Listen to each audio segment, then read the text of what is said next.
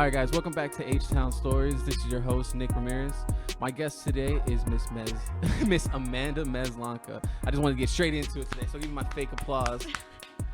So we were coming back, and the new norm. The new norm is very interesting. You know, we've had how many teachers, how many people, and I know every episode I probably open up with this COVID stuff, but it's interesting to hear everybody that I interview's different perspective on this and what they have as far as information that maybe some people don't have. And so you were sharing with me that you had a friend that's a doctor, and if you can share with that.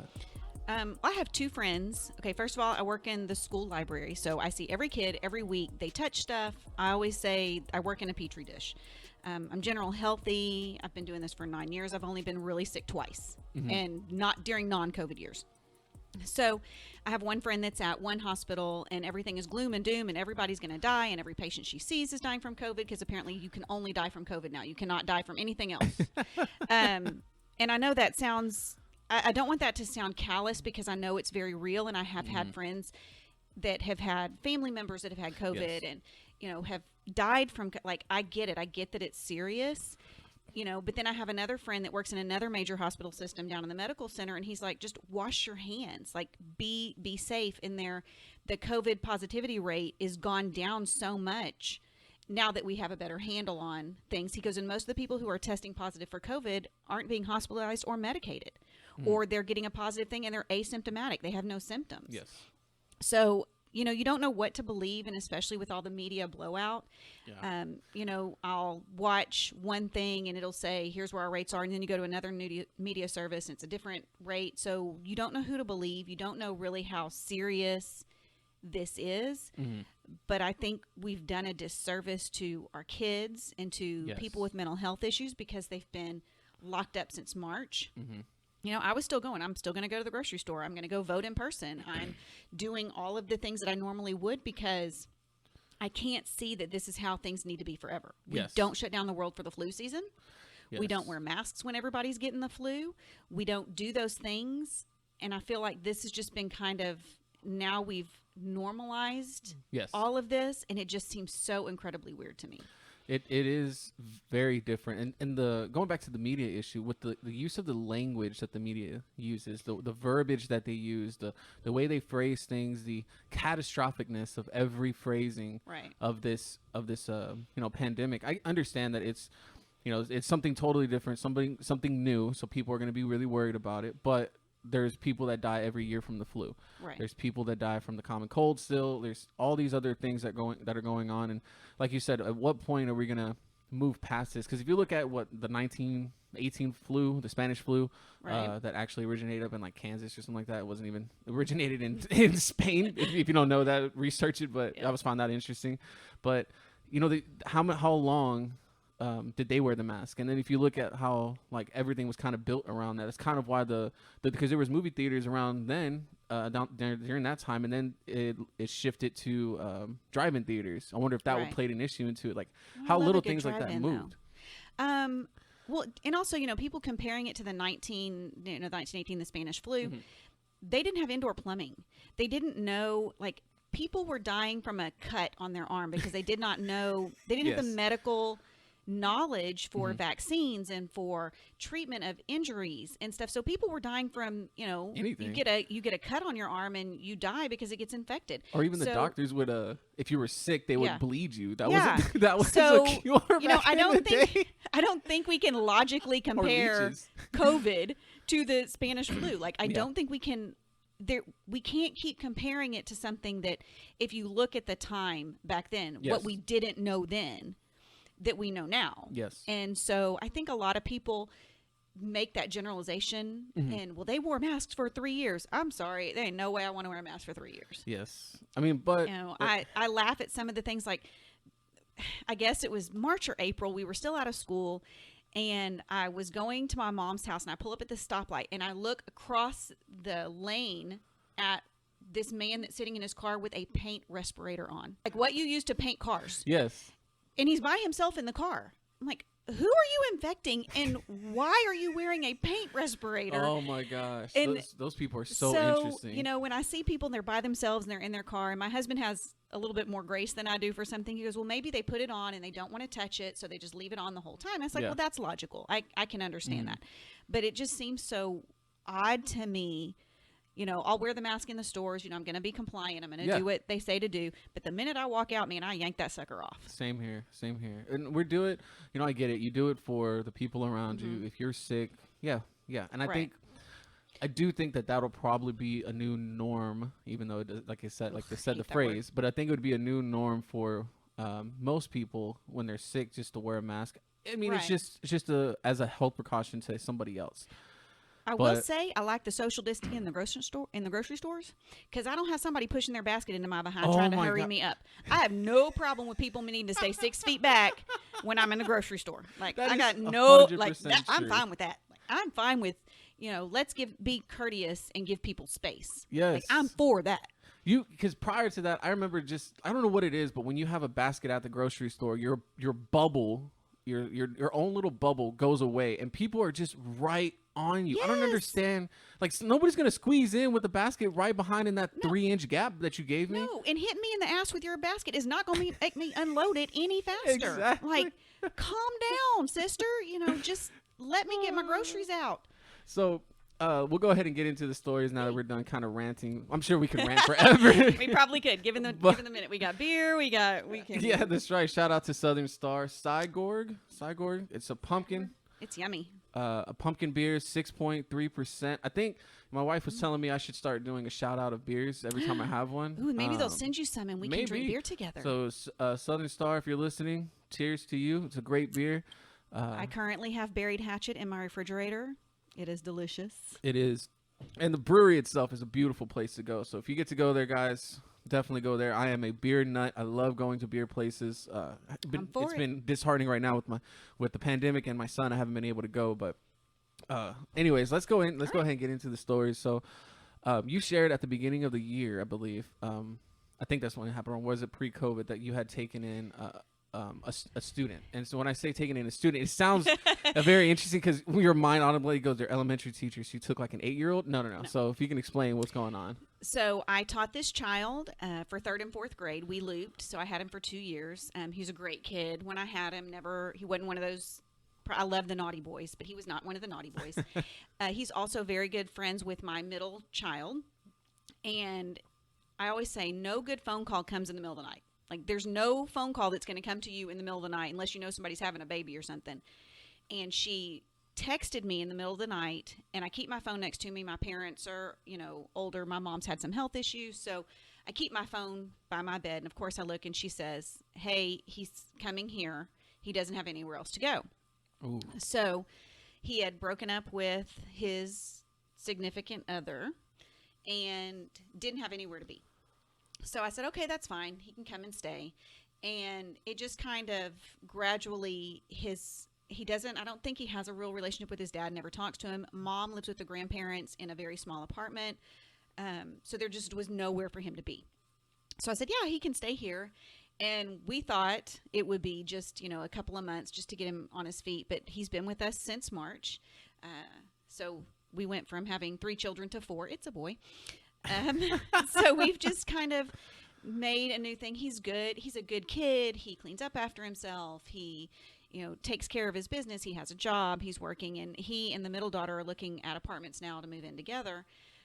So they'll still have that connection together. They're not in a relationship. It's not anything like that. But they're just really good friends. And, I'm not going to kick somebody out on the street. Mm-hmm. I'm not going to say, oh, well, he can stay for 2 weeks and he has to leave.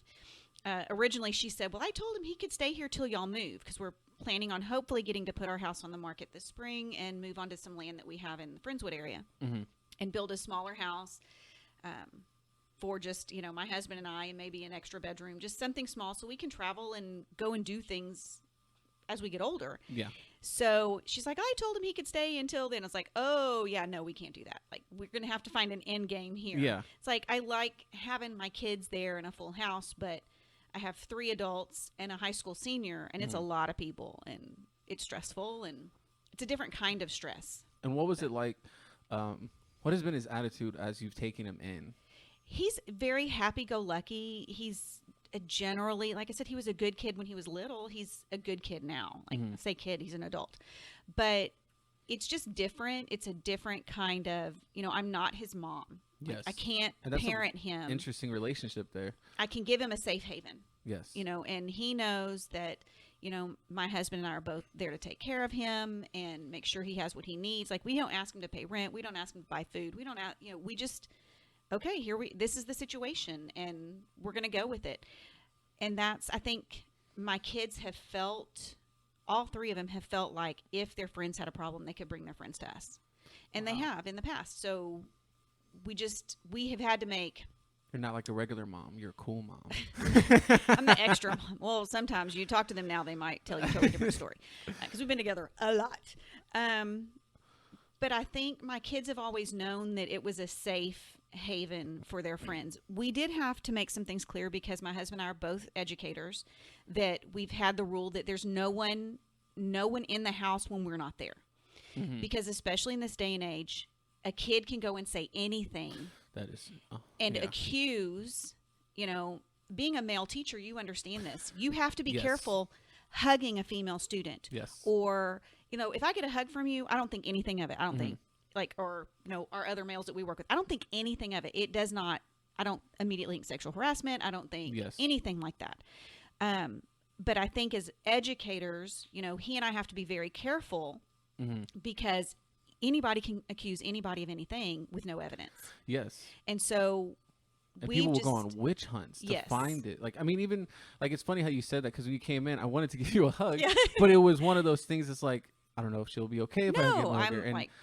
But that whole societal expectation of like has shifted of like, you just come in and you give a hug besides the whole pandemic thing, right? You don't want to pass germs, quote unquote, but you don't know what you can do. Like you said, it's just anybody can say anything, and just the fact that someone said it and it's out there forever, nobody can ever take it back. And whether or not there's evidence to back it up, whether or not there's somebody that actually has seen it or has done anything like that, it could just ruin your reputation, ruin your career, ruin everything in a blink of an eye because some 18-year-old kid, some 8-year-old kid, somebody else maybe have put the idea in them and now they said it. You have no idea. Exactly. And so we've had to be very cautious. That was always the rule, is there's nobody in the house when we're not there. Like, and now that they're older, it's not like that. But when they were in school, and because my kids went to school where I did, I knew all the kids. The families knew me. They knew who I was. So it was like, oh, well, she's a teacher, so it's okay. They can go hang out over there. But I've always had to be, even my husband, it's like, you're not alone in a classroom with a female student ever. They had a teacher on their campus who'd accused a lot of the men that she worked with of sexual harassment. And I said, you're never alone in the room with her ever. Like, that door is open because it'll ruin your life and your career. And we're both educators. We don't make a lot of money. We can't afford to lose an income. Yes. Because somebody makes an accusation. So yeah. And most of the time the accusation is out of anger, out of spite, or something out of jealousy. Who knows? That's a scary, scary, scary thought that just one comment ruins you. And easily. So having this kid in my house, and I said, and so there's people that know him and know me because we all work together, and they're like, well, how are you doing with that? I'm like, he's just a kid. Like, he's still a kid. Like, he might be 21, but he's still a kid. Yeah. And if I can't provide a safe haven for him, where does he go? Yeah. Like, does he end up on the street? Go sleep on the floor at the parents' house, like his mom's in the apartment with his mom and his grandparents? Where does he go? And if I can provide that safe haven, I'm going to provide it. So. I mean, that is very kind of you, and it gives a testament to who you are as a person, and who you are as a mom, and who you are for your kids to be able to know that their friends have a safe place to come to you and confide in you or talk to you and things like that. That's, I don't know. Maybe hearing it from an outside source makes it you actually listen, right? Because just like anything else, if a parent tells you something, you don't listen to it unless somebody else tells you. But it's when you first told me, my first thought was like, could I do that? Could I let somebody I was really close with one of my kids. One of my kids was actually my flower girl in my wedding. And I still think about this kid. This kid was just something special. And Yeah. I think about that, like when you told me about that situation, what would I've done? Could I do that? Would I do that situation? It just gives a testament of who you are as a person and how beautiful you are as a human being to be able to take somebody in, no questions asked, and Right. give them that safe haven. But it's not about me. At this point, it's not about me. It's about keeping a kid safe that needed someplace to be. And, you know, and I've told my kids, if your friends need something, you know, they are always welcome here. They are always, you know, we will make it work. Because during the summer, there was a situation where I thought we were going to have to take in one more. Oh my and I goodness. was, and He's because gonna there have was, to, let me fix the attic. Hold on. you don't want to be in the attic. It's nasty. But we were, okay, how can we make this work? Can we move beds around? Can we put this person in this bedroom and put 2 beds in this bedroom? Like, so we were really at first trying to figure out how can we make this work, but everything worked out. Everything's fine. So we didn't have to do that, but it's just, you know, James was like, oh God, you know, have another, it's like, we can't just leave them. Like, we can't just leave them. I mean, we would hope that if we were in the same situation as a kid, that somebody wouldn't just leave us. Yes. So that's what you do, and you bring in the kids and you love them and give them a foundation and some stability and hope that they learn from it and are able to move on and have a good life. That's such a selfless act. It's such a beautiful selfless act. And you know, it's what effect will that have on your kids when a situation like that happens when they get older? And I'm sure they'll take them in a heartbeat and do the same thing. I would hope so. Do you think that that you would do, like, if you had another chance to do another career, would you go into helping disadvantaged kids like that? I don't know. I get really emotional when I hear about kids that are being abused or neglected, or like, I think I would be too emotionally involved and at a time, because we did talk about fostering kids. We talked about, Oh, wow. you know, because we have 3 girls, and we said, you know, let's add a boy into the mix here. I have all nephews, so if I want a boy to hang around, I have all nephews and 1 niece, so I can always get that boy fix if I need it. But we talked about fostering, and I said, if I knew that this kid came from an abused home and they were returning that child to an abused home, could I let that child go? And I think I'd be way too emotionally involved and vengeful, that knowing that I had to give a kid back to an abusive situation, I don't think I could do that. Like, I think it would really destroy me emotionally. So, you know, I'll do what I can in other ways, and, you know, help out when I can and donate when I can, and just try to make that correlation, make sure that those relationships that I have, and that my kids know your friends can come here and be safe, those kind of things. I think that's better, but I think what I'm doing is what I'm doing. Like, what I'm doing is I get to see every kid every day. I get to have a relationship with every kid every day. So I think those kids know that I'll be there to take care of them no matter what. On the topic of this, have you, I mean, I know we can't really discuss details, but have you had cases that you've had to call for CPS as an educator? Because as an educator, we're required, if we see any kind of signs, that we are required by law to call CPS and notify them and let them know. So have you ever had any extreme cases? Like, I know we can't go into details with names and stuff like that, but I mean, when I've taught first, second, third, and fourth. Wow, you're all, Yeah. I did not know it was that many. I know. I've taught, well, this is year 23. So wow. I've taught first, second, third, and fourth. I only did 4th grade for 2 years. It was not my jam. But I really liked first. I really liked third. I only taught second for 1 year because we looped. And then there were some switches made. Then I got the job where we are. I did have to call CPS on it for a child. And they did come and remove the child from the school the same day. Whoa. Because, you know, we have the non-emergency, hey, I think this kid's being neglected kind of thing, where you do it online. But I made the phone call, and we knew, I told the principal, I'm making this phone call. Here is why. And was it a physical thing you could see? Yes. Can we go into detail on the physicalness? Because I know we can't say names. The child had done, I don't even remember what he told me he had done, but it made the mom and the stepdad so mad that the stepdad beat him with whatever he could find handy. Man. And so when the child came in limping, that next morning, I meet my kids at the door. I love on them. I'm so happy to see you today. And he Pre-COVID. burst into tears. And so we had like a little separate kind of workroom area. And I said, baby, why don't you go sit in there for a few minutes and let me get everybody in and I'll come in there.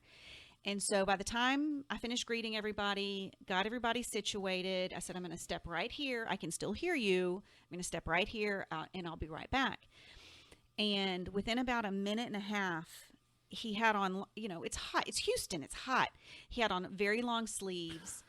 And I said, are you okay? And he started scratching and he lifted his sleeve. And it was just looked like the whole, like from shoulder to wrist was just like striations where you could tell he had been hit. And so it just gave me a chill. So I talked to him a little bit more. I said, I called a para and I said, I need you to cover my class for a bit. I need to take somebody to the nurse. She's like, oh, I'll take him. I'm like, no, this is not something you can do. Took the child to the nurse. She lifts his back of his shirt, lifts his pants legs, and there were old bruises, there were new bruises, there were, it almost looked like he'd probably been hit with a electrical cord or something, something like that. Was limping. So she's like, he came to you first, you have to make the call. And so I made the call. It's always a tough It was call. horrible. Like you're trying to be really, like I'm really calm in crappy situations. And then when it's over is when I fall apart. So like on our emergency team, I'm black. I'm with the dead people. Yeah. I don't know why they put me with the dead people, but I'm like, and my husband's like, don't you want to get out of there? I'm like, I don't know where I want to be. I don't want any of this situation to happen, but to have to identify our student, a possible student that's dead, it's deceased. I have to tag them. I'm like, oh, it freaks me out. Please God, don't let everything like that happen. That's such a bad thought. But this poor child, so I called CPS and I said, this child probably needs immediate removal. And they're like, well, what makes you say that? Well, I started describing just the injuries that I saw. They showed up about 2 hours later. The child stayed in the nurse's office, showed up about 2 hours later, spoke to me in person again, got my full statement again, and they took the child. We did not notify the parents. The parents were not notified. So the mom came to pick the child up from school. The child's not there.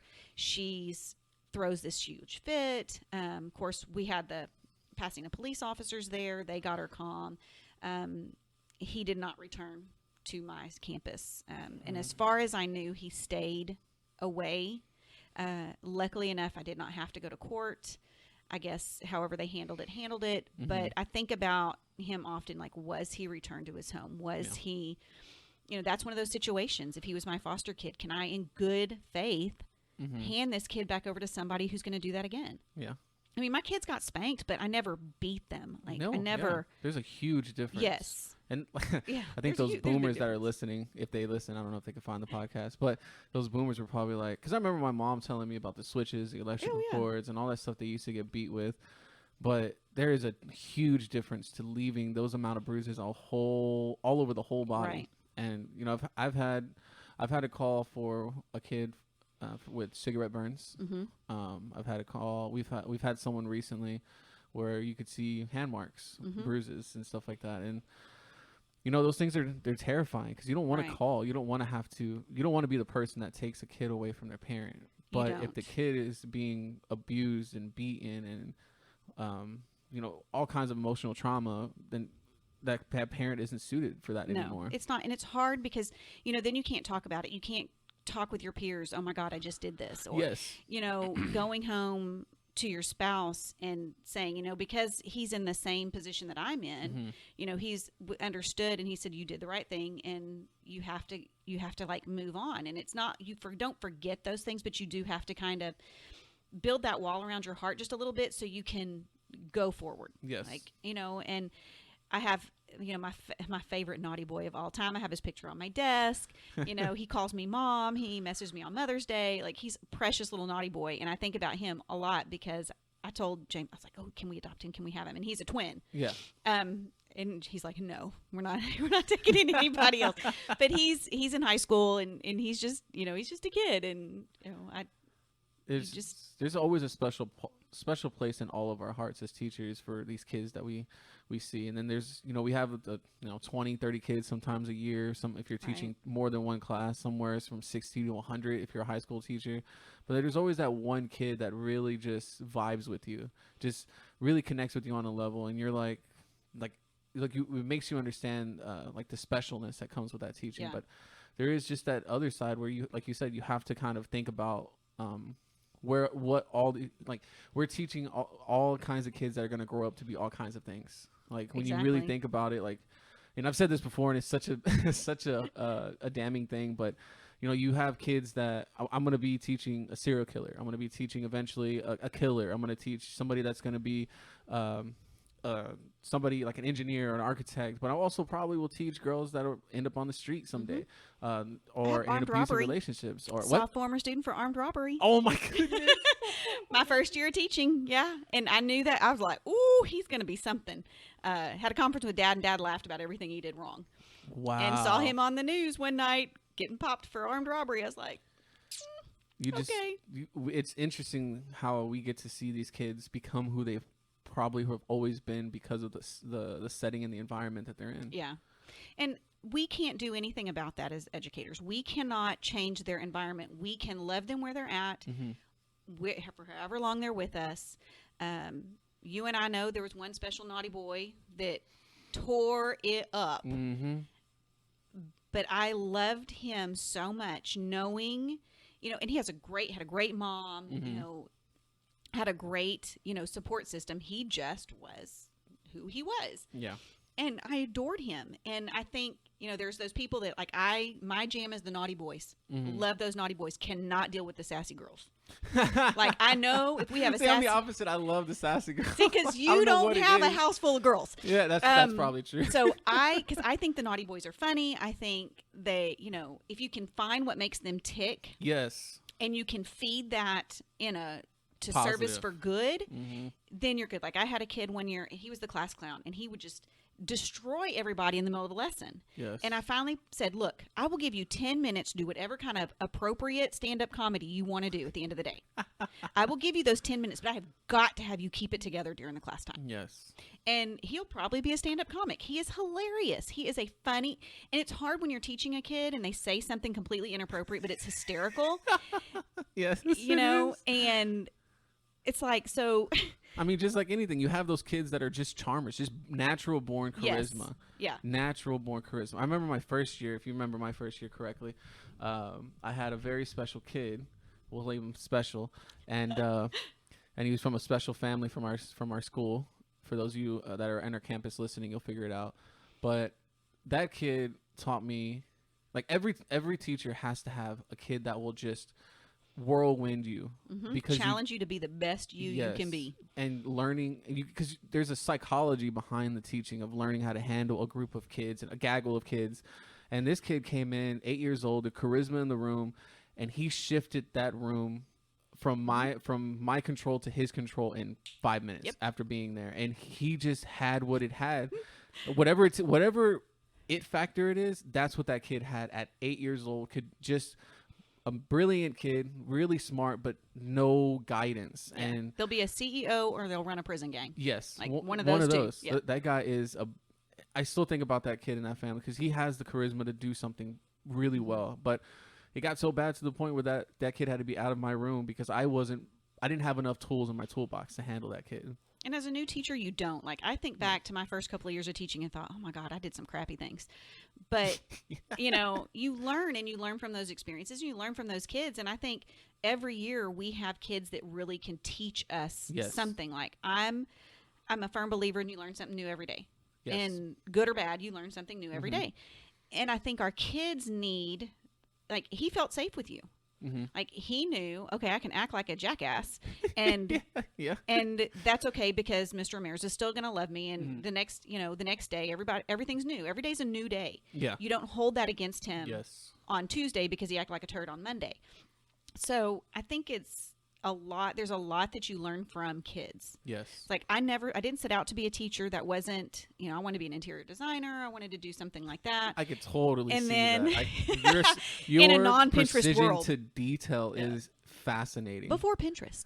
Yeah. So, at first I wanted to do that, and I was up at Sam Houston State. I went there 1 year. That's a whole other thing. But I went to Sam Houston State 1 year, and I worked in a Head Start program. And so a lot of these kids' parents were incarcerated because, of course, we're right there in Huntsville. Yes. And there was something about doing that really is like, okay, I think I need to work with kids. Like, I think I need to be a teacher.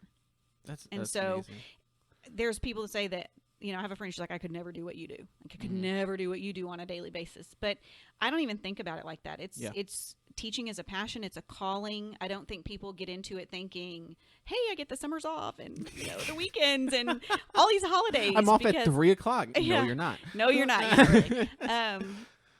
But I think that people view teachers like that, especially now. Like, nothing has hacked me off more than teachers. Well, I don't feel safe. I'm not going back to work. I don't feel safe. I'm not going back to work. I mean, I get it. Like, we were rock stars in the spring, and now we're getting a lot of hate narrative. now. If you guys were listening to my previous episode, we talked about that, how we went from heroes to zeros. Yes. And I hate to be cheesy with that saying, but it was 100% accurate. And but now, it's things that teachers brought on themselves. Yeah. Like, Fort Bend had such an issue with the number of teachers that were refusing coming to work. They still haven't gone back face to face yet. Wow. So, my best friend, my little nephew, if you say, we've been friends for over almost 30 years now. Her son, this was his last marching band season, last contest season, and none of that's getting to happen. So, he's destroyed because that's his passion, and now he doesn't get to do it. My kid's a yearbook editor. Like, what are we going to take pictures of if there's nothing at school? It's a bunch of Zoom. A bunch of Zoom and Google pictures. Meets. Yeah, so she's just kind of, she was so excited to go back to school, and she's like, I go into the class, there's 3 of us. Like, so, it is. And it's almost like, not that we wanted to go back on our rant, but, it's almost like, why not just online it if that's what we got to do, right? Because I don't understand how we're going to make this a normal, go back to normal yet. I understand all these different things, but there's a group of kids that are going to never get this experience back. And it's, I guess we just go, oh, well, I don't know. I guess that's what we do. Look at the seniors last year. They didn't get prom. They had to wait. Our district had to wait until the end of July to do graduation. And they missed out on all of those monumental things. Like, you probably, if you went to your prom, like, I still remember my prom. Yeah. Like, I wore a white suit. I didn't white jacket, not a full white suit. Awesome. But you're a lot younger than me too. So I had the big 80s hair and the ruffled dress, and I'll have to bring a picture and show you sometime. It's That's like awesome. When we were moving when my husband and I were married, we lived in an apartment for a year, and we were moving into our house, the house that we're still in now.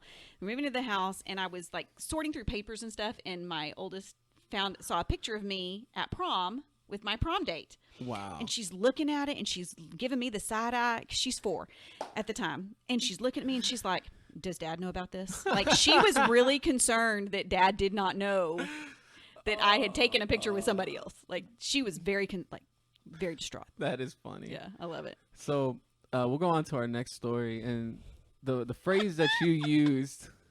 The phrase that you used was, there ain't no mean like church people mean. That's right. So if you can, in that phrase, for those people that are church people, and if you get offended by that, I'm sorry, but there is a truth to that is so, it's just so truthful. So if you can explain where that came from. From what I told you the other day, so I'm going to go back just a little bit. So my husband and I were at the church that we got married in. Our priest left, our minister left. The new people that came in, it all became about money. And we are not, like, we got a letter saying we didn't tithe enough. I'm like, how do you know how much I tithe? Like, so we moved to a church that was closer to our house. We got very involved. We taught Sunday school. We volunteered. They got a new youth director. Our oldest was very involved in the youth group. The youth director was very young. He did not have any kids of his own, was expecting a lot from the parents. Like, to be at 288 and 518 at 4:00 in the afternoon. Well, first of all, if you've been in the traffic there, we work, a lot of the parents stayed home with their kids. And because he thought that's where most of the kids lived, we should always meet there. Instead of like meeting at the church, it was, everybody goes to the church. That was more central. We did a lot for the church. Our kids were acolytes. We did a lot. when the priest noticed that we weren't attending as often as we should, we'd been really kind of upset with the way some of the things had been handled. And he wrote us a thing. So my cousin's a minister. I spoke with him. I was like, how do I answer this? And he said, you answer it very truthfully. And so I wrote a long letter back explaining why we weren't feeling it. He goes, well, it sounds like our church didn't do anything for you. Good luck finding someplace else. Whoa. We were like, alrighty then. So I was invited to the church that we currently attend by a friend. So this is church 3 now? This is now church 3. So we were at this, and I started it. We've been at this church for 12 years now. We really love it. It's we have a great minister. He really speaks to you. Like his sermon today was about racism. It was really a good, like 9 times out of 10, I'm very convicted when I walk out there. I'm like starting to look at myself like, ooh, and that's a good thing. You want that from a church. You need that, yeah. So again, my husband and I volunteered. He volunteered in one group. I volunteered with another group. Was kind of a leader in that. Mm-hmm. And I was blindsided, found out that I was being made fun of behind my back by 2 girls, one in particular. It was delivered to me in front of people I did not know. That's how I found out, like in front of 2 people that I did not know. It was almost like I felt like that person was showing off and we're making fun. Like if I'm in on the joke, heck, I'm gonna laugh, call me. If I'm there and I'm in on it, and if you're in on the joke, it's okay. Yeah. Like I can laugh off things like that, but there's always a little truth when somebody zings you. Like there's always a little truth hidden behind there. And it's not funny unless it's true. Right. I mean, a lot of times it's not. But this was deliberately done behind my back. I did not ever know this was happening, and it had been going on for a while. I did not know this. So I was so shocked by it. Mm-hmm. And when you're initially shocked by somebody who hurts you deeply, that you think like, these are church women, these are women of God, these are friends, this is somebody I see weekly. We work with little kids, like we're trying to pour Jesus into these kids, and then this happens. Mm-hmm. So my best friend we are like, she doesn't take any shit. and I just don't know how to say that otherwise. Yeah. If I'm being an asshole, she'll tell me that I'm being an asshole, and vice versa. Like if she's being an asshole, I'll tell her she's being an asshole. Yeah. So we have a really good relationship. So that was Sunday. I get in the car because Jane for some reason wasn't there that week. I get in the car and I turn on my I'm sitting in the car and I'm thinking, okay, what do I do with this? Well, I just burst into tears.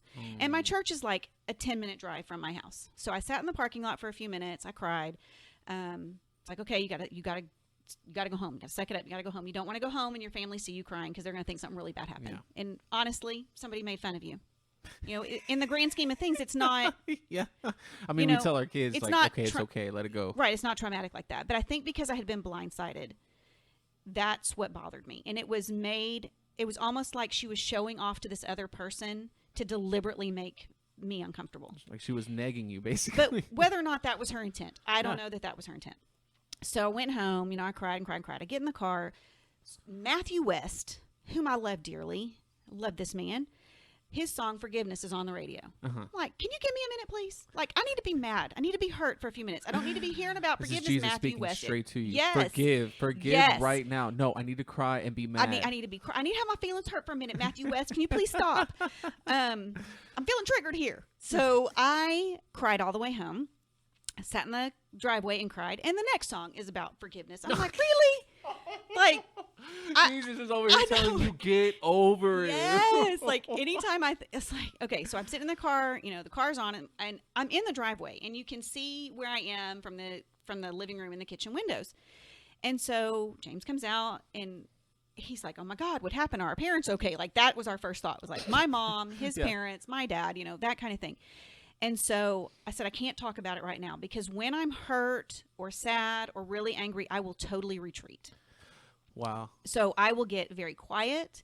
You will get one-word answers if you get any answer.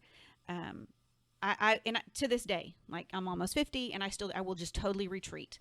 He didn't know what had happened. So that later on, when I'd gotten calm enough, I told him what had happened, and he's like, but they're your friends.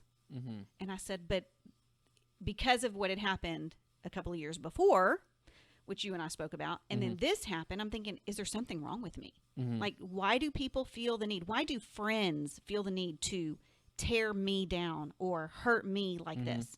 So I called my friend that's a Take No Prisoners the next morning, and I'm actually at school. Yeah. And I called her and I said, I need to know what to do, because here's what I want to do. What do I need to do? And she listened, and I said, am I being a jerk about this? And she said, that was deliberately hurtful. And these are church people, and that's not how church people should act, because those are the church people that give the church a bad name.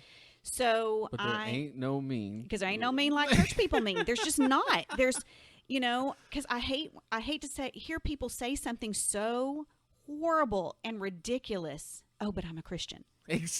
I mean, those like you're right though. Those are the people that when they're like, oh, Catholics are only like this, Christians are only like this, Baptists because there's going to be bad people at every there's bad people everywhere. Yeah, but those people just give it a horrible name, because then they use the saving grace of church or Jesus Christ to and as in I'm saved. Yeah, I'm saved. But you're still a jerk. I'm going to confess and I'll be okay. Yeah, but you're still a jerk and you still hurt somebody. So after talking with my friend, I sat down and I emailed the director. I emailed the head lady, and I said, and I didn't say anything. I just said, an incident occurred this weekend. I no longer feel comfortable being in this role. I will finish the month out. But after this month, and I mean, I thought I was being generous the month. After I finish this month, you will need to find somebody else to replace me. I think there was maybe 2 weeks left, so it wasn't that bad. So she called me and she says, I really want to know what happened. I said, I really don't want to tell you because you are friends with both of these people. Oh, man. And she said, she's like, I really want to know. She said, I really feel like I need to know, because if this has happened to you, if something that has made you quit something you love. Yeah. So I ended up telling her. She shared it with those two people. And I knew she was going to. She told me, she says, I need to share this with them. And I said, I don't want to hear from either one of them. Like, I don't want to hear from them. I don't want a phone call. I don't want to talk to them. I don't want to see them. And she says, well, let's go ahead and say, I will finish out your 2 weeks or whatever that you're doing, your next 2 Sundays. She said, let you have some time away from this. I said, sure, that sounds good. So I did end up getting an email from one of them. I got an email that was very heartfelt. And she and I are still talk today. Like she and I do, like, we don't go out together. Like, we're not those kind of friends, but like I can still see her and have a great conversation with her and enjoy her company. Like, and knowing, because her apology was it's like, oh my God, like I did not realize that my actions would make you feel like this. I'm so sorry. Like, very heartfelt. The other person, I got an apology and some scripture. And, and I was kind of like, and that was the person that actually showed me what was going on. She wasn't the one who initiated, but she's the one that showed me. And I was like, so you're going to throw out some scripture to try to make that okay? Like, that it was okay that you were making fun of me behind my back. And then when you chose to show me, you're showing me in front of people I don't know.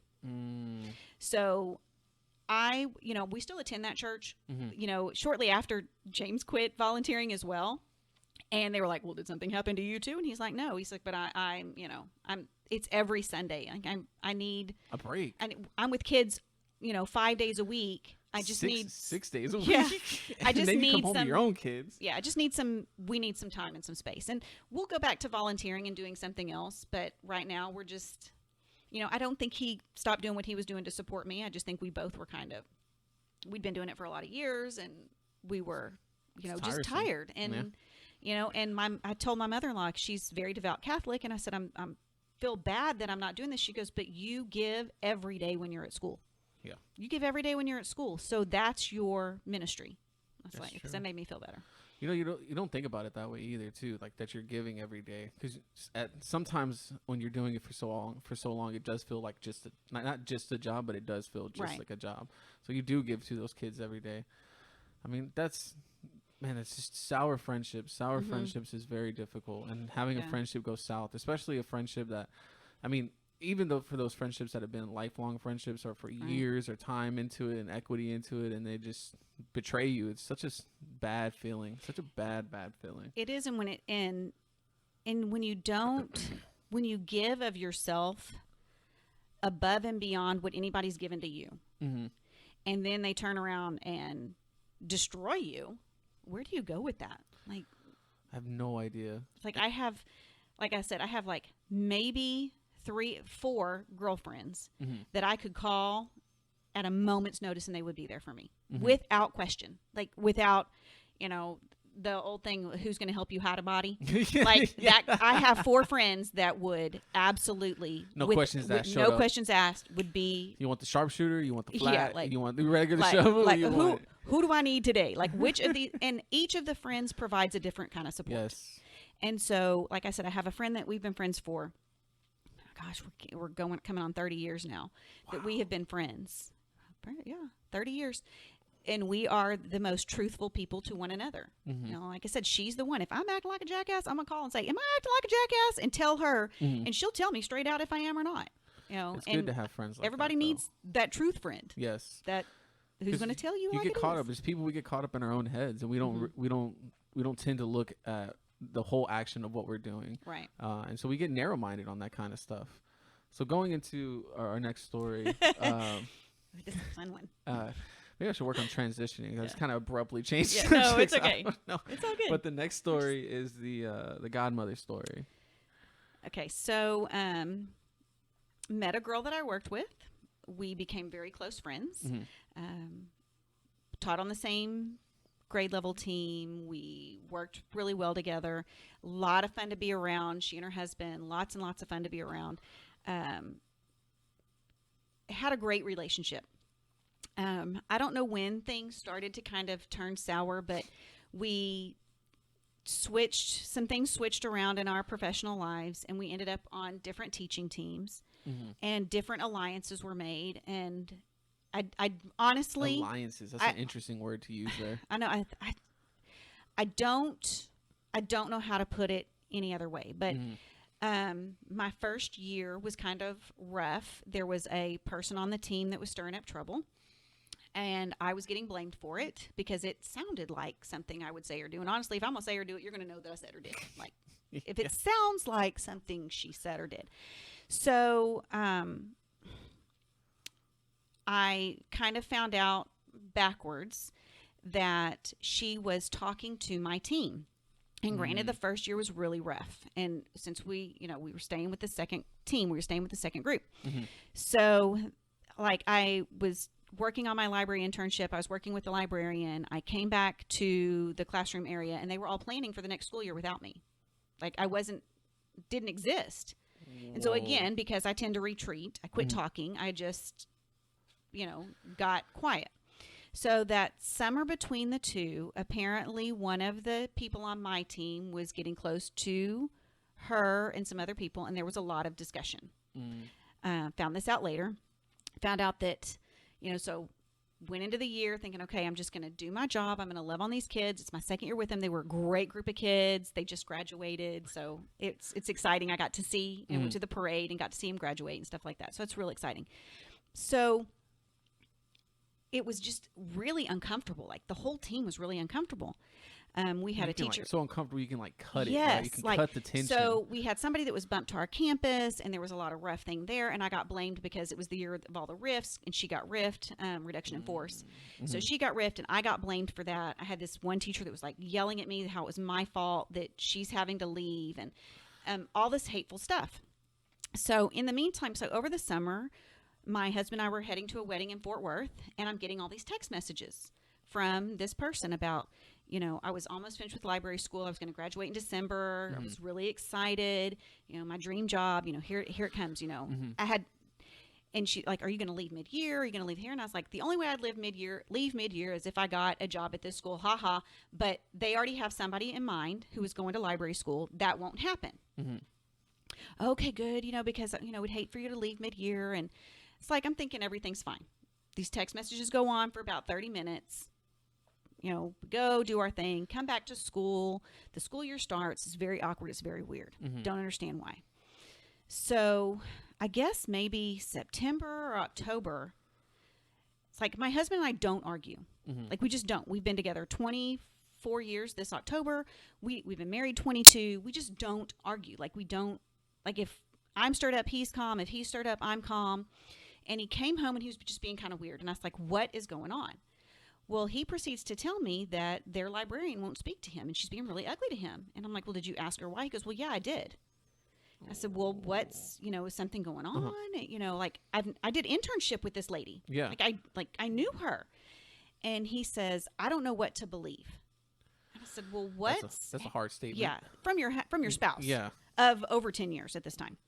I said, well, what are you talking about? And he says, well, she's not talking to me because she didn't want to understand why you're gunning for her job when she has no intention of retiring anytime soon. I said, okay, back up. What are you talking about? Like, there. I was like, what? I was like, there's been no secret that I'd love to be the librarian there, but I also know they already have somebody in mind. Yeah. Like, just because you were vocal about what that was want. my elementary school. So Yeah. I thought, hey, that would be really fun to go be in the Yeah. librarian at your elementary school where you went to school. So I was like, that's not going to happen. Like, it's not going to find a job mid-year anyways. I wouldn't leave my kids mid-year. Yeah. I'll finish out the year and then Go. try to find something else. So he's like, I just don't know what to believe. I see you and I listen to you and I hear my wife and then I hear this other stuff about you. Constantly.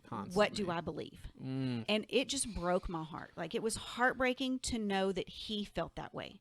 Because think and about that. Like, it must have been so constant that he started to mistrust you. Yeah. And to lose trust in who you are and what he knows and the whole fabric of his marriage and his being. Right. It's just unraveling in his eyes. So the good thing about our marriage is that when bad crap happens, we cling to one another. And there have been some really traumatic things that have happened in our family lives and things that we clung together. And if you can be that in your relationship where you can turn to one another and let each other be each other's strength, that's where you go. So I said, I think I might know where this is coming from. So I pull up these old text messages and he and I start reading through them together. Mm-hmm. So the next day he went to his librarian and he said, I think there was some misunderstanding and let me explain this to you. And I can show you text evidence of a conversation that was had. So he told her, and I'm like, well, how did she even know? Like, started thinking. So he went to his principal and he said, hey, he's really close to the principal. She's a great lady. She's no longer there. And he said, hey, did something happen this summer? Because she seems to think that Amanda's gunning for her job. And she's like, well, yeah, I got a phone call from such and such principal asking me if she was leaving mid-year and if I had offered the job to your wife. So now mind you, nobody had called me to ask me. Whoa. My principal didn't call and ask me. Like, the only thing that happened were those text messages. So both of us were kind of confused by that. Mm-hmm. So he comes home and tells me that. So, of course, I go to my principal and I said, hey, did you call such and such principal and ask them if I was going to be hired mid-year? And she's like, well, yeah, because this other, I heard that you weren't going to come back in January. What? And I said, well, did you think to ask me? Because now this has caused problems for my husband because the librarian at his school is pissed that, his wife is gunning for her job when she's not even ready to retire, which was not the case. Like, I showed her the text message. She goes, well, I was told you would lie to me about it. Whoa. And so I was just shocked. It's like, but I didn't lie. I wouldn't lie to you about that. Like, that's something I would be very open about. Nobody, it's no. Just because you're going to leave for another job doesn't mean that. And it was there's no animosity towards them. Yeah, there was nothing that I was doing, but because she was still being told this stuff from my team that I was doing all these things that was not happening, that I wasn't doing. I had great parents that were very supportive of me. Great, my students' parents were awesome. I'm still friends with a lot of them. They, were kind of hearing stuff. And one of them, she's like, I didn't even believe what I was told. Like, somebody out of the blue told me that you were doing X, Y, Z. She goes, but I'm up there at the school all the time. Like, I would know if this was happening. So I'm like, okay, we're just going to go on with life. So, once we figured out what was going on, things were fine with us, but it just really hacked me off that it involved my marriage. Like, that infuriated me. So again, retreat, not going to share crap with you. Not going to say anything to you. Everything's going to be fluffy. Everything is going to be fine because I don't want this to go further. So then we started thinking about common denominators. What's the common denominator when things happen? Now, this person, I still see her. We're friendly. We're cordial. She's good. She's very good friends with other people that I know. So we see each other, and I will always be kind.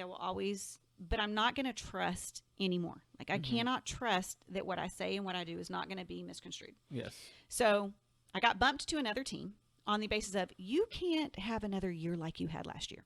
Fine. Get bumped to a team. This team and I had worked together before at another campus. We loved each other. Like, we rocked and rolled it. Like, we had a great, great year. So I never eat in the lounge. You never see me in the lounge, right? Yes. Okay. Yeah, I never do. I don't eat in the lounge. And there's a lot of reasons why I don't. I just don't. Well, there's a saying I was told when I first started teaching, that you never eat in the lounge, because there's never positive things that happen or being said. And like I said, if it sounds like something I would say, I'm going to get blamed for it. And it had happened before. Somebody was standing right next to me said something. I got called to the principal's office. Like, I didn't say that. She said it. Like, I didn't say it. She said it. And so my principal calls her and she goes, no, Amanda didn't say that. I said it. So, like, I'm getting yelled at for something I didn't even say. So I just don't. And for some reason, I thought, it's the end of the year. I had already got the job at our campus. I did not. Now, mind you, I did not tell anyone I was even applying. Oh, wow. Anytime when anybody would ask, oh, are you applying for that? Nope. 2 people knew, and James. Wow. Like my good friend that I taught with, because she wrote me a letter of recommendation. I did tell my principal, and I said, if it gets out onto this campus, I'm going to know it came from either one of you, because I'm not telling anybody else. Like, this is silent. Interviewed, got the job, was super excited. I ate in the lounge right at the end of the school year. I don't know why. I don't know what possessed me to do that. But I'm there and found out the troublemaker from my old team was getting bumped to a different team. And she says, just very boldly, yeah, we were told that it was you, that you were the one causing all the problems, but apparently not, because this person's now getting bumped to my team. It's like, I told y'all it wasn't me. It's like, it was just so, like, everybody knew the real reason I was bumped, because they thought I was the one causing the problem, and it wasn't me. Yeah. Like, it clearly wasn't me. But when you're around people that are charismatic and they're funny and they're fun to be with, like, she is a fun person. She is hilarious. She is a fun person to be around. But when, and still has, like, she and I had it out one day about it, and she says that she didn't have anything to do with it. But then 4 other people are telling me it was all her. Wow. Like, where do you believe? Do you believe? And because we'd had history on other campuses, what do you believe? Yeah. So I guess as you get older, you have a smaller collection of friends. Yes. And I really am cautious about what I tell people and what I share. Yes. Because I don't want that used against me or to be twisted or manipulated. So I'm just very, like, I don't eat in the lounge, and I am cautious about who I let into my little circle of people. That is true. I think it was Sinbad, who I remember one of his bits was like, all these kids now are growing up, they have 1,000 friends. He's like, you don't know 1,000 people. He's like, the older you get, he's like, I'm trying to lose friends. He's like, I remember having somebody stop by, and he's like, oh, it's just in the neighborhood. He's like, you can keep on going then. Yeah. Because you don't really need that many friends. You need, like you said, you have friends that give you different things. Like, you have a friend that you can confide in. You have a friend that you're going to have a great time with. You have a friend that's going to be, make you laugh and show you different things. But you want friends that are going to bring out better sides of you. Yes. And make you better as a person. And will call you out when you're doing wrong. Like, yes. I am honest to a fault. And like I said, if you ask me my opinion on something, my first question is usually going to be, do you want the real do you want the opinion, or do you want the Dunkin' Donuts? Because if you want me to sugarcoat it, I need to know that ahead of time.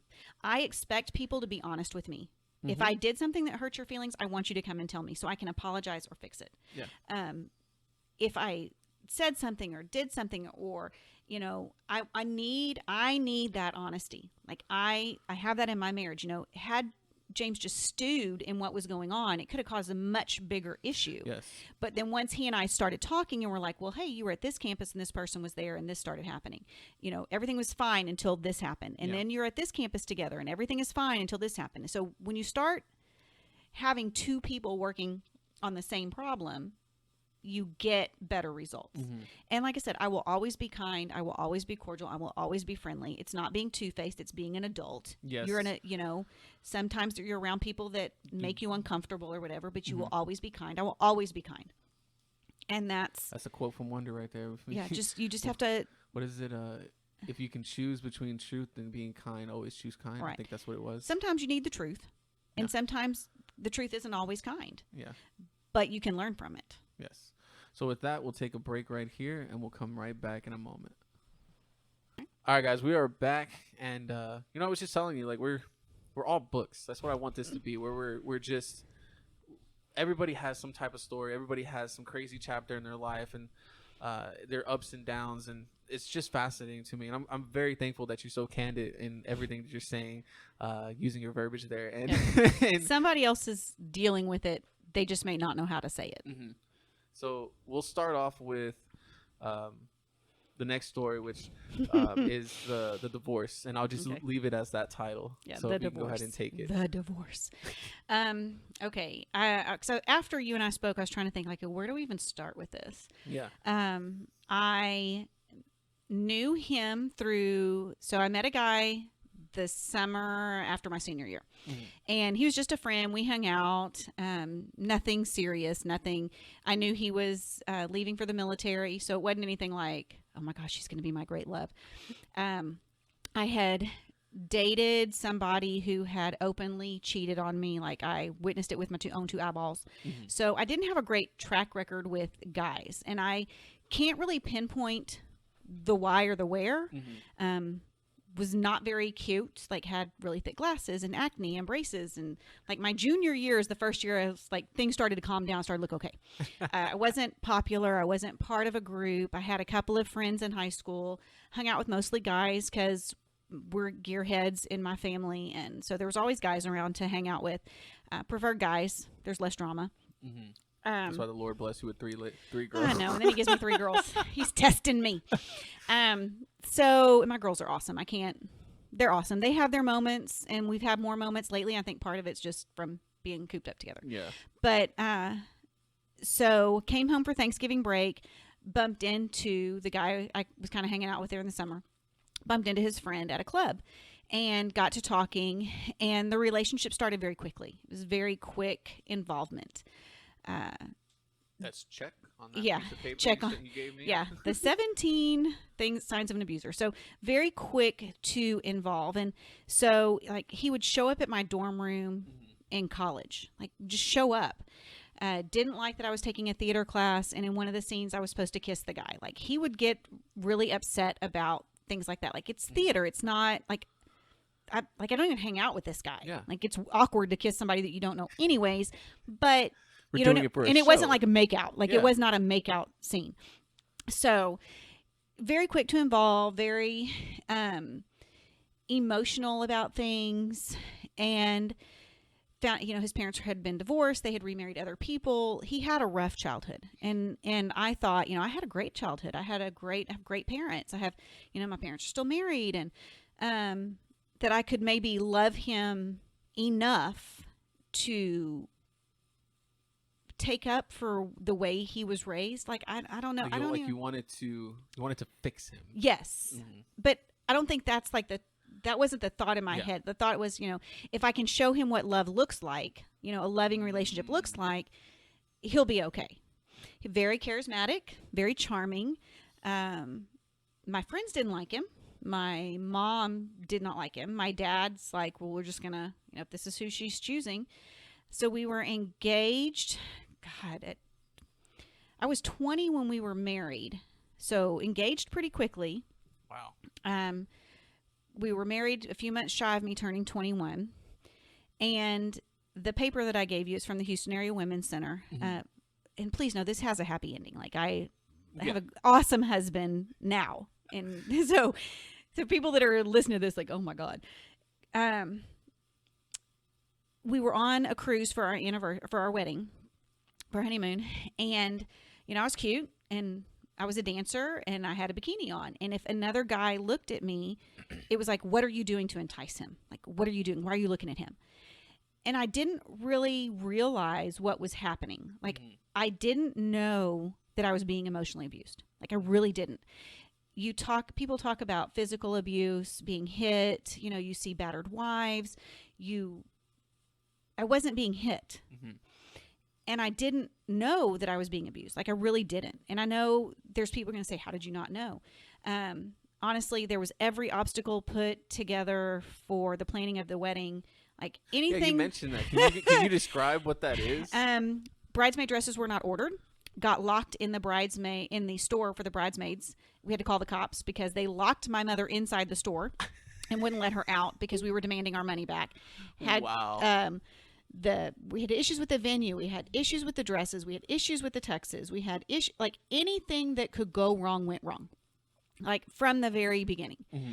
So it was a very, very fancy wedding. It wasn't what I would have chosen. My mom and my grandmother really kind of spearheaded the planning. I was going to school trying to, we were getting married right before spring break, so our honeymoon would be during spring break and I could go back to school.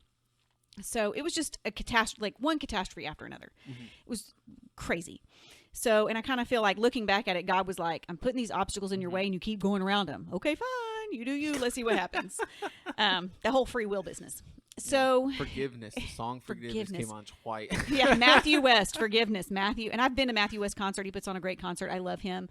I'd go see him again. But I was like, dude, right now, this one you guys say this? So, things started really amping up on the honeymoon. Things he was demanding of me sexually that I was not wanting to be part of.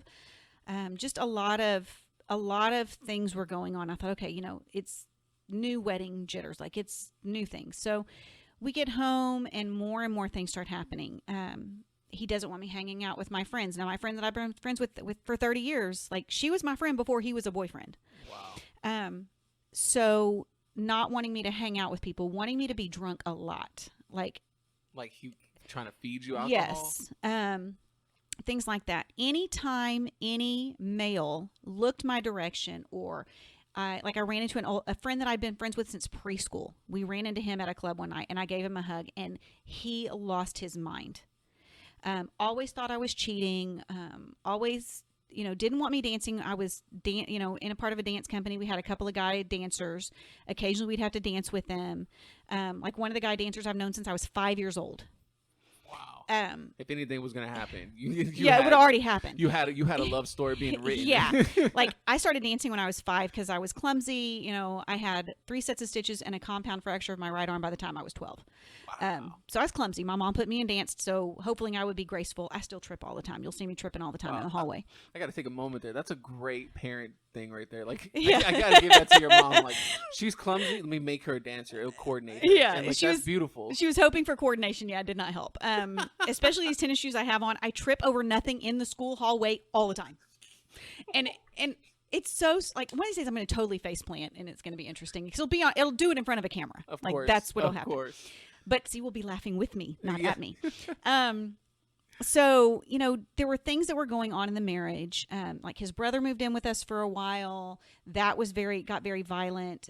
He did not have a great relationship with either of his parents.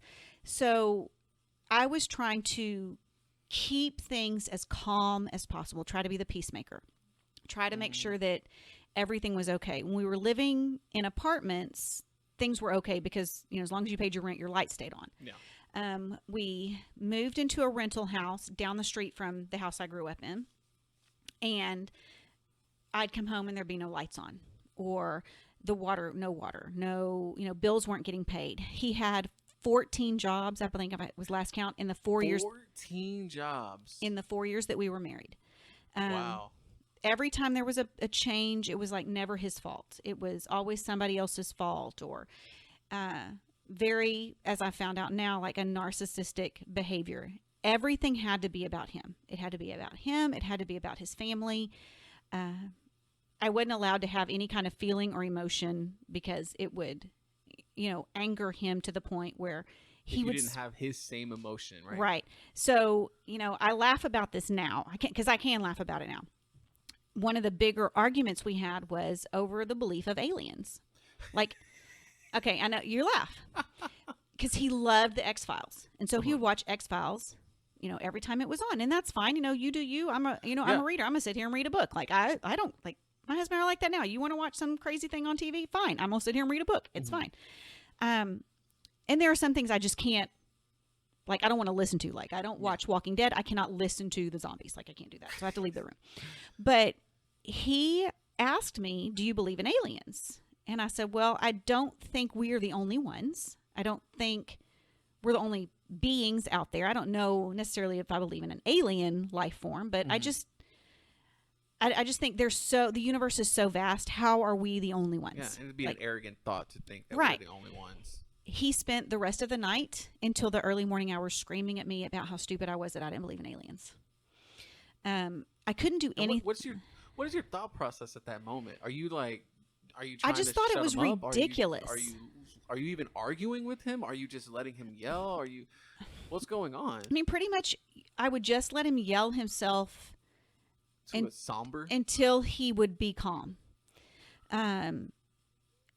Because this was before gaslighting, like before the term gaslighting really Yes. came up. But if I would say, "Hey, do you remember when this happened?" Oh, that didn't happen. Like it was, I seriously thought I was going crazy sometimes. Like again, I would know call that feeling. like it's like you feel like what's happening to you is not really happening to you. Yes. And it's very, very strange. Don't you feel like you have to like justify what's actually happening by like kind of explaining it to somebody? Yeah. Because like you're like, yeah, we argued the other night about aliens for 12 hours, and then somebody's on this like looks at you like, what? And you're like, oh, that is crazy, right? Like that, but that did happen. Like, because you don't understand that, like that gaslighting thing. You don't understand because those people, those narcissistic people, don't admit their faults and will never admit they're wrong. No, never. Like if I screw up, I'm the first one to say that I screwed Yeah. up. Like, and I'll apologize. I'll fix it. Like I'll do what I can to make it right. I tattle on myself. Mm-hmm. But this whole situation, you know, we were only married 4 years, and I can go back and I can look at it from the outside perspective. I went from a household, I grew up, I have a brother that's 6 years younger than me, and I jokingly say we were raised by two different sets of parents. Mm-hmm. I was very compliant. I, you know, what to do, when to do, how to do it. I did it, like, because that's what my parents expected of me. My brother was in trouble all the time. They got phone calls from the school all the time. So I went above and beyond to be compliant and to be, you know, the good kid. Yeah. So, you know, when you go into a marriage, you know, where I had a husband that was telling me what to do, how to do it, when to do it, but he got violent. Like what are some of the things? I wasn't ready to be pregnant. He did not want me on the pill because that meant that I was sleeping with somebody else. And because at that time, Oh, I want to take a pause there. Hold on. Like you can't, because you are glazing over a lot of stuff that I'm kind of just letting go because I want you to be able to get that story out. But that's insane. The fact that you just wanted to make sure that I'm focused on school right now. Let's not have an unplanned pregnancy. Let's make sure we're on the right track. But if you're taking the pill, you're doing it with somebody else. You're having something on the side. yes, Like you said, that emotional abuse is a scar that nobody can see. No. It's a mindset. You got to reframe, reshape everything that you believe, how your mind works. Like you said, your compliance. Yeah. And I'm still a people pleaser. Like to this day, like if you ask me for something, like how many times have I failed you when you've come to me and said, "Hey, I need this XYZ. Can you get it for me?" If I don't have it, I'm gonna find it for you. Like I am compliant. Like I know I'm a hellraiser. I get that, but I'm also to a fault almost. I am willing to be helpful and help people, and that is a fault that I have. And there are some things I have changed since then for that. Like I'm a naturally suspicious person now. Like I don't believe and trust people easily. Like it takes a while. But honestly, you know, looking back, I can look back on the events that happened. And I will say, I don't want to say that I deserved anything because nobody deserves to be treated that way. But I probably did things that set him off, whether intentional or not. So I did not want to be pregnant yet. I ended up pregnant. I have a beautiful daughter. She's fabulous. I love all my kids, you know, but you don't want to put a kid in a situation that's volatile. Yeah. And so it was hard because I felt like I was trying to keep my baby safe and keep me safe at the same time. And it was really like I was 94 pounds when I got divorced. I'm a lot heavier than that now. It's happy fat. But I'm 94. I was 94 so pounds. Wait, let's take I'm a pause 5'3". there. Yeah. And I was 94 pounds. Let's take a pause there. When you were 94 pounds, why? What were you not eating? When I get stressed, I don't eat. Okay. When I am stressed to the point, like I was nursing her. So I had to eat. Like I had to. Yeah. I went back to work 4 weeks after she was born because there was no money coming in. And I was lucky to have a job where I could, job 12, I could take her with me. Yeah. Like I could take her with me to where I was working. And so she bounced around from person to person. Like my mom had her, my aunt had her, my cousins had her. Like because I couldn't afford daycare. Yeah. So she bounced around. She had no other way. She was an easy baby. you know, she was just an easy kid. Yeah. And which was good, because I don't know that I could have done what I did with a kid that was difficult. Yes. But she was an easy kid. You know, my neighbors looked out for us. My neighbors were wonderful because, you know, I'd grown up on that street, so I knew everybody. They I didn't were even think about that too. right. So So they're seeing you go from a healthy, spunky Amanda to a 94-pound Right. over the course of 4 years. yes, and I was always thin. Like I was always thin. I think I weighed 100 pounds when I got pregnant, and you know, I have big babies. Like I don't have these people have these little tiny 6-pounders. Like I don't know what that looks like. That's what my son was. Almost like 7. No, and I have big babies. My first one was my smallest at 7'5", so she's the smallest of the group. Yeah. But you know, I can look back at it now and see it for what it was, and it was a very big learning opportunity. Like it was a growth opportunity for me, and I know, and it sounds like I don't want anybody to go through it. So like you asked for an example. So we were living in the house. We had 2 dogs. One of the dogs had used the bathroom in the nursery. And my ex-husband went and he bleached the carpet. Well, it was brown carpet. Well, of course you use bleach on a carpet and it bleaches the carpet out. Yeah. I got blamed for that. It's like, I didn't tell you to bleach the carpet. He told me to clean it. Yeah. He was working for a company that he had to wear back in the day before iron-free shirts and pants. He had to wear those white cotton long sleeve shirts, button-up shirts. Yeah. And, you know, you have to take them immediately out of the dryer because they're already wrinkled. You're still going to have to iron. Yeah. But because he'd been so critical, even after I had the baby, I fell the day before I had her. She broke my water. I fell, ate it big time. And I was holding our video camera. We had a personal video camera. I was holding it. I was going to walk down to my parents' house to show them a video. And I tripped and fell because he'd left something in a bag right at the bottom of the step. And I'm huge pregnant. I couldn't see my feet. Yeah. I tripped. Instead of asking me, hey, are you okay? Are you fine? I got yelled at because I fell and I almost broke the camera.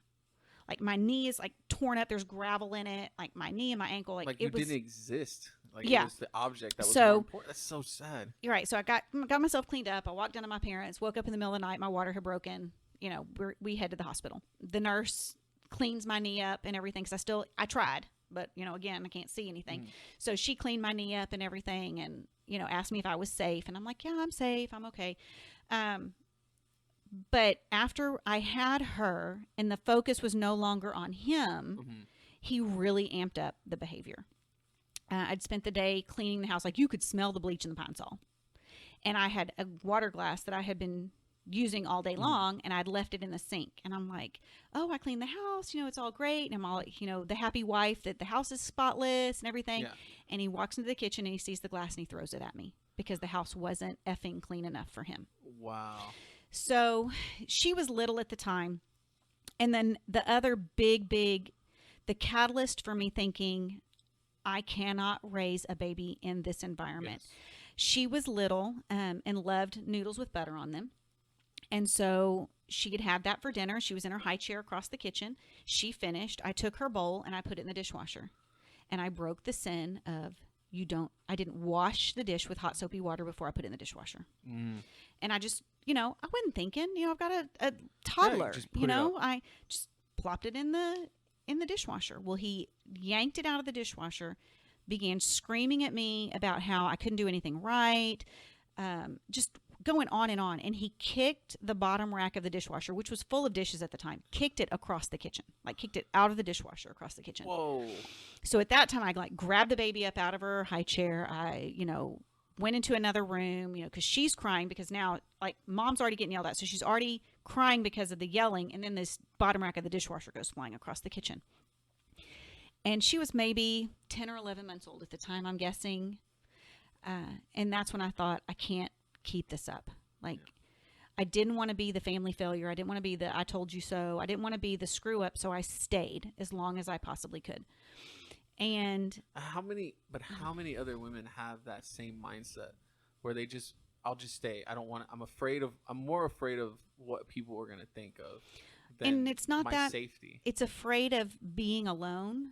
It's like I married him. I didn't think anybody else would ever ask me to marry them. Like I wasn't cute in high school. Like I wasn't that popular girl. I wasn't any of those things. I was like the nerd. You know, I was the kid that cataloged her books when she got sent to her room. Like, I'm fine being in my room. You know, the punishment would have been sitting on the sofa. Yeah. Like, I was in my room. I had my books. I had, I was the nerdy kid. I didn't think that anybody would love me. Like, and which is weird because my parents loved me, but it's just weird. But it's a self-esteem It issue. is. And it's almost like people that, like they're like vultures. Like people like that are vultures, and they can swoop in and they can smell that low self-esteem. Yeah. And they can utilize it for their benefit of And whatever it is. And that's could be what happened. Like, honestly, it's been a lot of years, so I can look back and I can see specific events.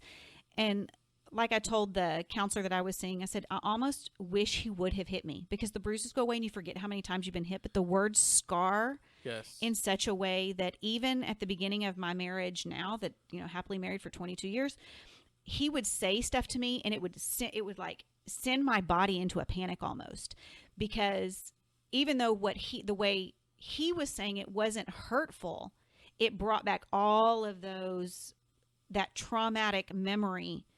And that was something he and I had to work through. And I had to explain to him, when you say this or when you do this, this is what triggers it for me. And he's really he's really good. Like I'll tell you later about our very first argument that we ever had, like the one and only argument we've ever had. It's funny now. It was not funny then.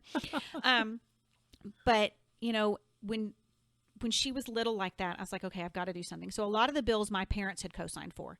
So I started seeing a counselor on the sly, who was very, very good and was giving me tools like how to disengage and he was wonderful. He was like a lifesaver. I can honestly say he saved my life. So can you give the audience and myself an example of disengaging from that argument? So for people that are out there that might now be realizing that I might have that kind of relationship, could you explain how that happens? So when you are being railed at by someone who is out of control, absolutely out of control, there is nothing you can do to fix that.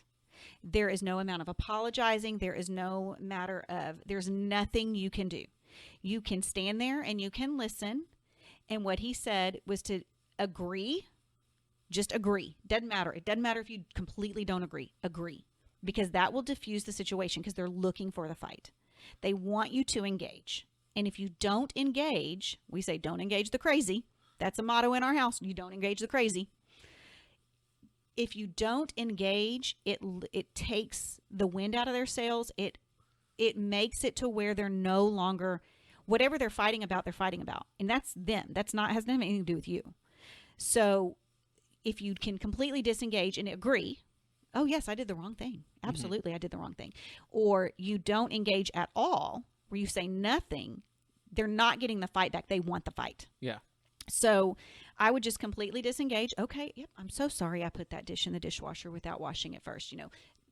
Try to smooth, but to do it consciously, not do it out of fear, because originally I was doing it all out of fear. I didn't want to get hit. Yeah. He told me he'd hit his ex-girlfriend before. I didn't want to be hit. And he never laid his laid his hands on me, which is a good thing. But the emotional scars from being emotionally abused, because people talk about physical abuse, they talk about sexual abuse, they talk about, very rarely do they talk about verbal abuse. We talk about speaking kindly to our kids, so they will be raised to be kind people. Yeah. But nobody ever tells you what to do when somebody's abusing you verbally. Yeah. Because it's like, oh, well, at least you're not getting hit. That's the kind of, like that kind of thing. But it is true. Like those words will resonate and just replay in your head, and the phrasing will come back up, and you'll hesitate and breathe. Exactly. Still now, I mean, we're talking 20 years out, and people will say stuff to me and it will still trigger that thought in my head. And I'm like, wait a minute, that's a different situation. This person does not mean it like that. So, I started getting bills out of my name, and I started, doing what the therapist said was like, put some money aside. Like if you have to hide it with a friend, if you have to, put money aside so you can get out. Because chances are you're going to have to get out of this quickly. Like it's going to be a spur of the moment. You have to get out of this. And so how long into this did you start doing the counseling? And was he aware of the counseling? Was he not? No, he was not aware at the time. So you were a ninja when it came to this counseling. I was at work. I was working 3 jobs at the time, so I could do that. Like I said, my baby was and I was going to school. And he's at home with her? Right. Well, because he would take her down to my parents' house, and then he'd go pick her up right before I got off work. So what was he doing all day? Whatever he was doing. Wow.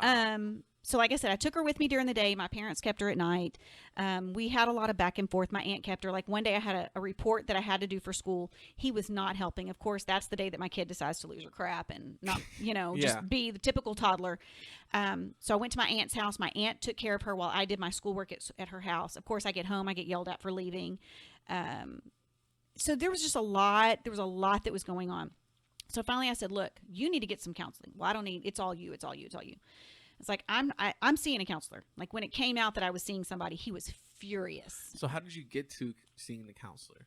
I just happened to be I was working for a company that was a Christian-based organization, and I was talking to, I don't know, somebody. She's like, you need to talk to somebody like special, like specialized in this. Here's some people. And I ended up not using them, but going to somebody else. And because a family member saw what was happening. And she's like, you really need to talk to somebody. You can talk to this person.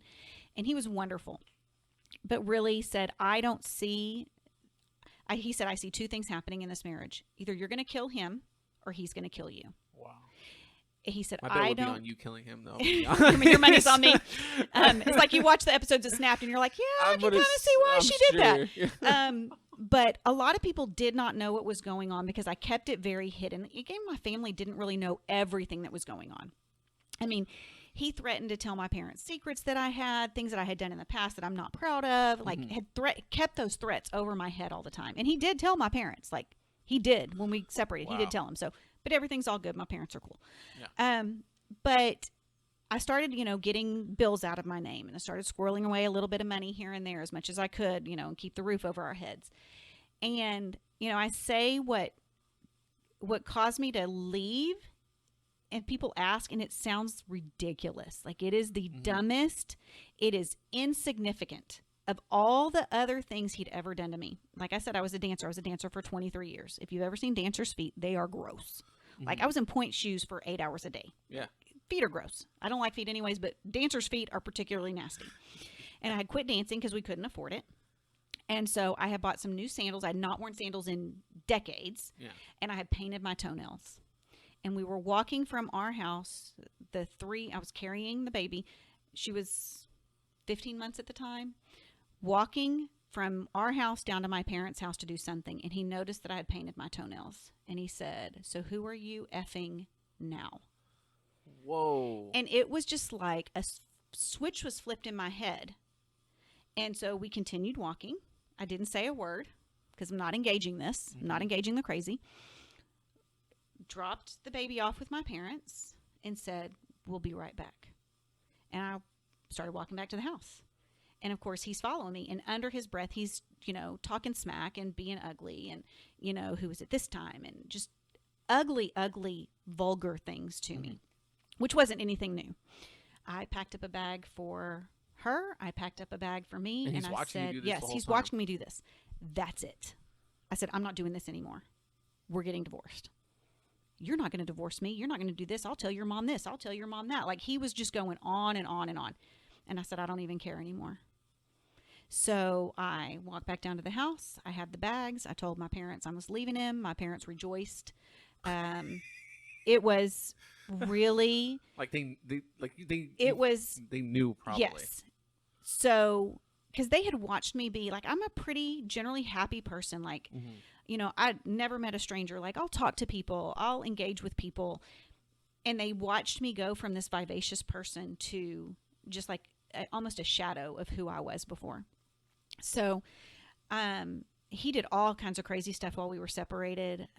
Would hide in the bushes by my parents' door. The front door is not in the front of the house. What? It's kind of on the side. Yeah. And there were a bunch of bushes back there. So he would hide in the bushes and wait for me to come home at night and like try to get me to come back to him. Oh, I have HIV. You need to come back to me. I have this. You need to come back to me. My friend is dying. You need to come back to me. And I never would. Like I stood my ground. Like I was not going back. Yeah. There was no way. There was nothing he could say or do that was going to make me go back ever. Like, wow. So he actually went to my counselor, and my counselor wrote a letter to the judge saying, yeah, no, this is not going to happen. Like, wow. It was bad. He sat in the front of the house for like 2 weeks in his bathrobe till our neighbor across the street, this old man, I love him, walked across the street and said, son, you look foolish. Go in the house. He threw all my stuff out in the front yard, all of Olivia's stuff out in the front yard. I was supposed to go to work. My brother and his good friend helped me take all of my stuff from the front yard to my parents' house down the street. I called into work and said, hey, I can't come in. My ex-husband, or my soon-to-be ex-husband, just dumped all my stuff in the yard. I have to, I don't know what I'm going to do with it. I had great bosses. They sent over all the cooks with trucks. We loaded up the trucks, took it to a storage facility, and I went to work that night. I had great people around me. I was surrounded by good people. Got divorced. Had a great lawyer. My first lawyer was not great. My ex-husband would leave notes on my car when I was at work. Wish you die. I hope you die. Things like that. And I still have all of them. And what do you keep them for what reason? Because in the event that my child wants more answers, I have them. It's packed up in a box up in the closet. I don't go back and reread them. I don't look at them. Like, it's a lot. There's a lot. Like, it's a big file folder full of stuff. But I took all that before the court, and I was able to get supervised visitation, and they tried to have court order counseling for him, but he wasn't going to do it. Wow. So it was scary.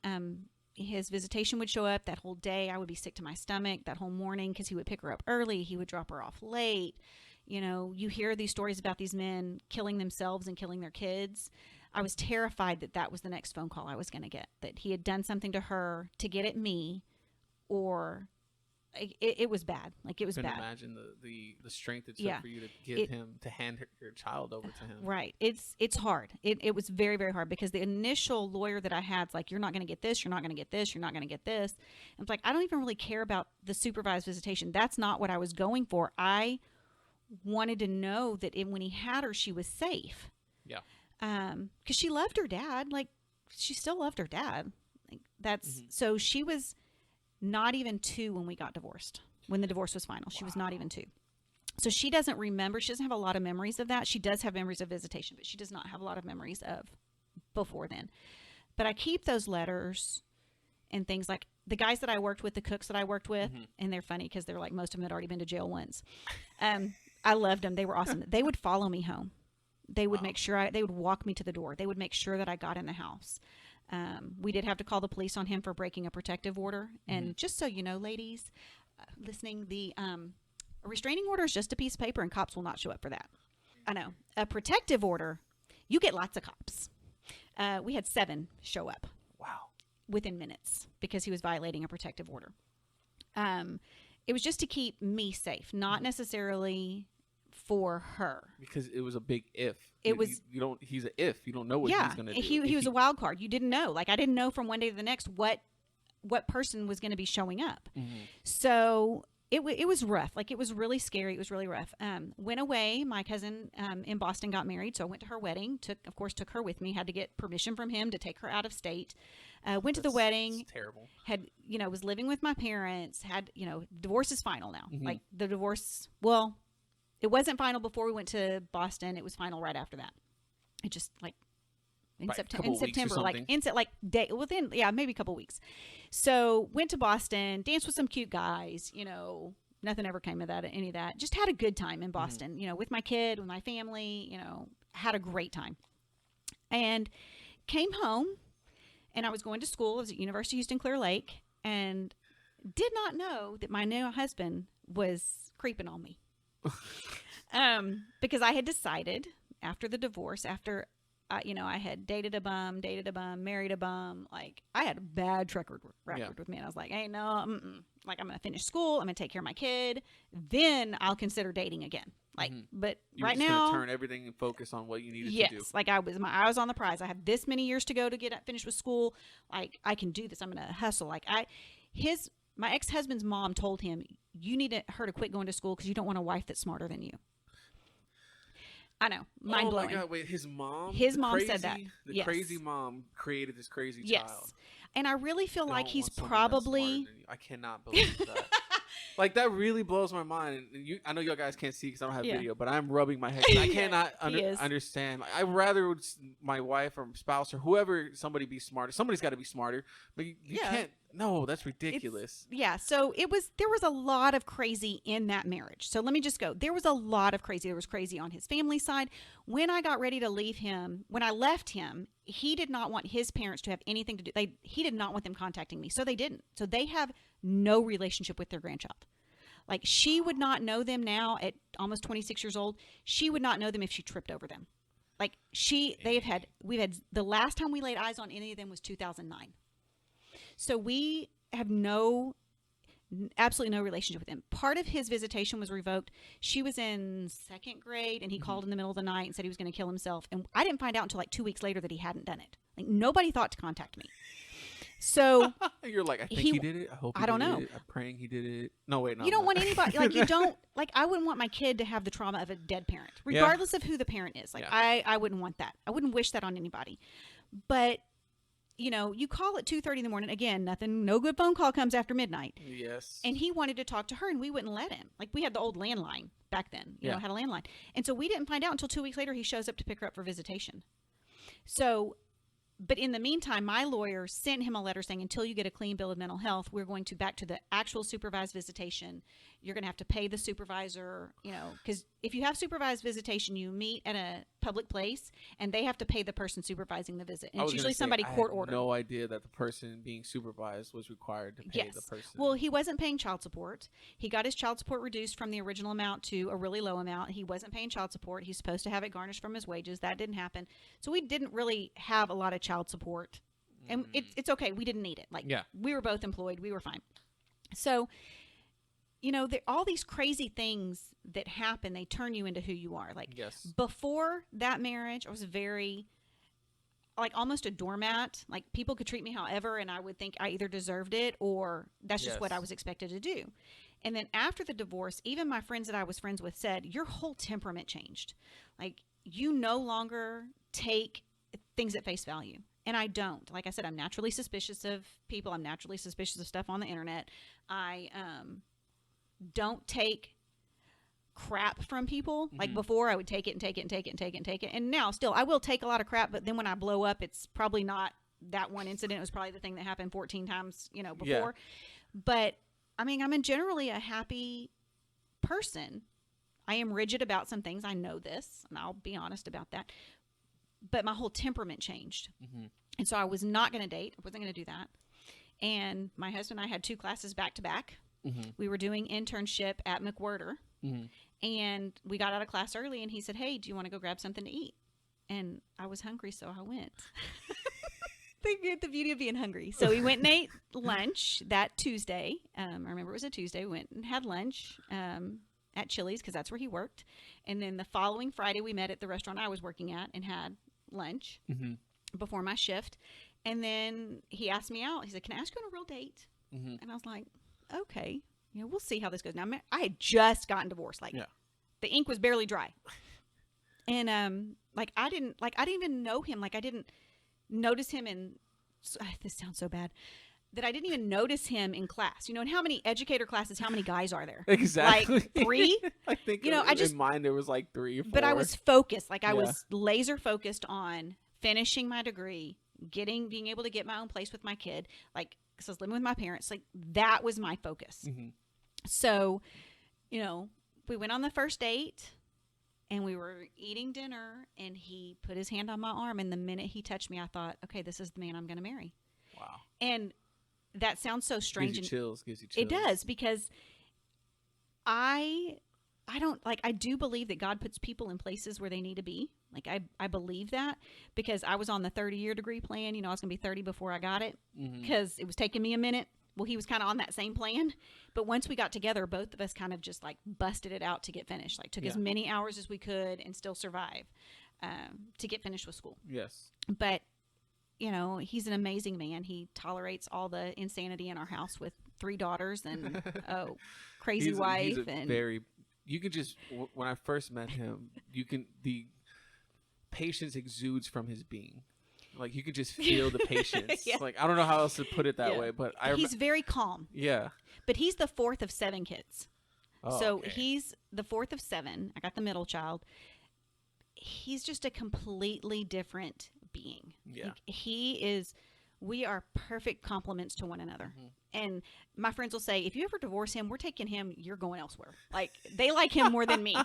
And that's okay. You know, that's the big joke. But we've been married 22 years. We'll be together this end of October 24. Mhm. But he's just a very perfect complement to who I am. And he understands. Like, we have a thing. Like, if I come home and I'm fired up about something that happened at work, he will say, do you need me to listen or do you need me to problem solve? I think every husband should know that phrase. Yeah. Do you need me just to listen or do you need me to problem solve? And sometimes you just need somebody just to listen. Just let you verbal diarrhea the anger so you can get past it. Yeah. I think sometimes we get caught up with, just people in general get caught up with wanting to fix, wanting to fix, instead of just, hey, just let me get all this out and I'm going to be fine. Yeah. And I just it's need to, probably an insignificant thing. Exactly. Most things are. Yeah. Well, so like I said, when the very first kind of argument or upset we had in our marriage was shortly after we were married. We were back at school. I was teaching a lesson. The peer facilitator at the time was observing me because I'm still a new teacher because I'd only taught half a year. We got married that summer. Then we were back at school. He was teaching. I was teaching. And she came in and she's like, you're teaching that like all wrong. And like took over my class. And I was so upset about it. And of course, you know, before I knew not to eat in the lounge, I was eating in the lounge. And I said something that I got called in the principal's office later because she said I was degrading children in the lounge. And I wasn't even talking about children. I was talking about, it's like when you're a teacher and you're having problems with a kid, you go to other teachers to try to get some solution. Yes. And that's what I was doing. Didn't know that this person who had already been in my classroom was listening in and went to the principal and reported that I had said XYZ, and I probably did, I don't know, or some version of it. So I got in trouble. So I came home and we were getting ready to go walk with my parents at the hike and bike. Yeah. Like, I was changing clothes. I'm venting about this happening. And he says, well, you do kind of have a mouth on you. And I was like, you're already lit. Like I was already too. fired up. So I'm like, let's go. Like I was pissed. Like he addressed the crazy. That's what it was. I did. He engaged the crazy. So we went to the walk, you know, we get home. Like I did not speak to him unless I had to for like 3 days. And we were trying to have a baby. So you can imagine how well that was going. Yeah. And so we're having dinner one night and he's like, are you ever going to talk to me again? Like, cause I was mad. Like, and I know that when I'm angry, I don't want to say, I will retreat because I don't want to say something that's going to explode the situation. Like I don't want to throw gasoline on a fire. Yeah. So I'll just retreat until I'm calm enough to have a conversation. And I said, you know, I was told my whole life what a bitch I was. Yeah. By friends, by family, by like my whole life. I did not need to hear it from you. I needed you to say, I'm really sorry you had a bad day. Is there anything I can do?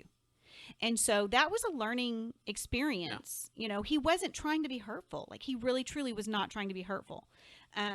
I think he thought I would take it a different way. Exactly. It sounds like one of those like those offhanded like joking comments of like, oh, let me just see, like, but because you were in the heat of the moment, you were still fired up from it. You didn't see it from that point of view, and it easily got misconstrued. Right. It did. And you know, we've never had an issue since, like ever.